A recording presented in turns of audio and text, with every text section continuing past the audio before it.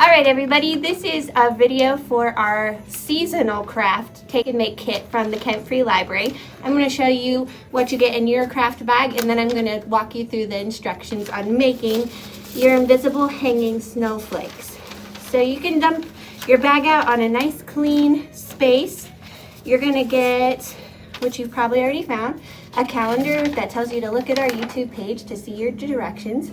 Check out our calendar for other fun activities this winter. You also get a season's reading record. This is our winter reading program.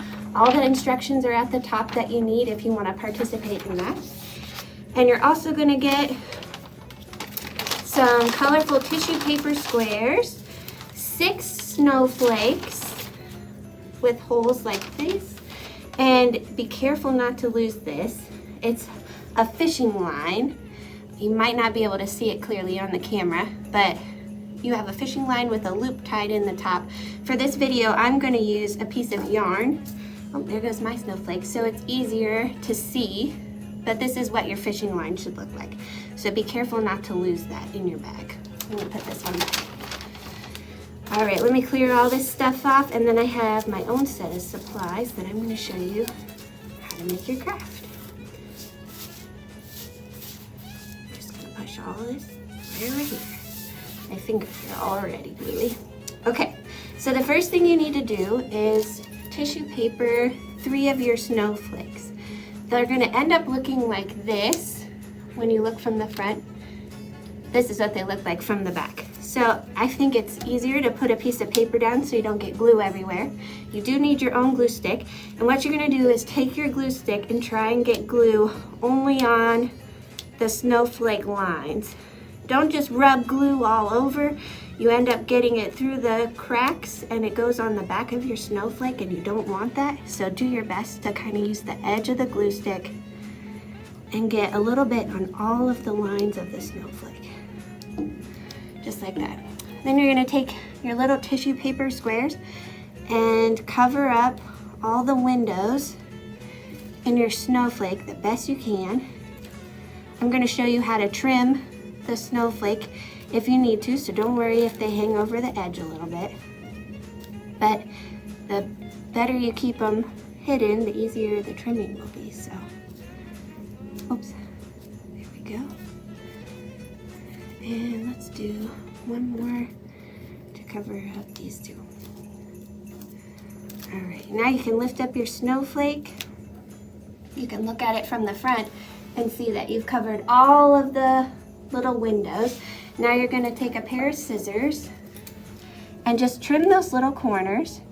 Don't cut into your snowflake, but if you just trim, you can pull away the excess. Your hands might get a little gluey, but keep trimming till all of that excess is gone. Remember, you can take your time. I'm going fast because I'm being recorded, but take your time. And so they'll end up looking like this. All right, so now I'm gonna remove my paper and we're gonna line up all 3 of our snowflakes and get ready to hang them. And you're going to take your other snowflakes too.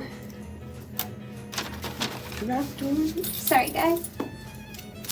And line those up the side. Now you need your fishing line.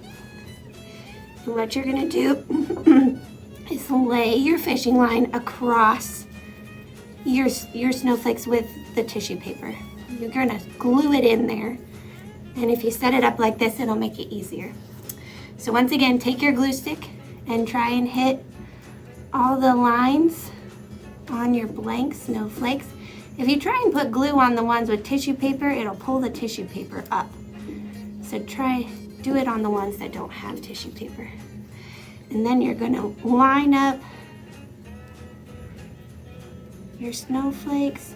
Now on mine, you can see the string. On yours, it will be invisible because it's fishing line.